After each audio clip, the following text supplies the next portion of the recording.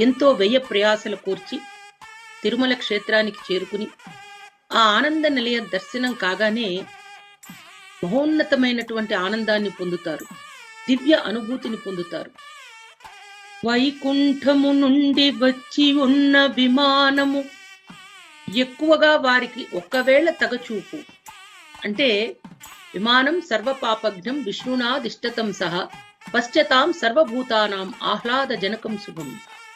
ఈ విమానం వెంకటేశ్వర స్వామిని దర్శించి నమస్కరించిన వారికి సర్వ పాపాలు తొలగిపోయి సర్వ శుభాలు కలుగుతాయనేది నానుడి.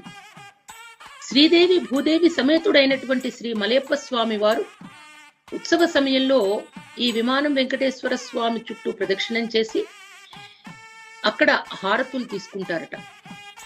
విమానం సర్వపాపఘ్నం సర్వలోకేషు విస్తృతం అప్రాకృతం అనాద్యంతం వైకుంఠ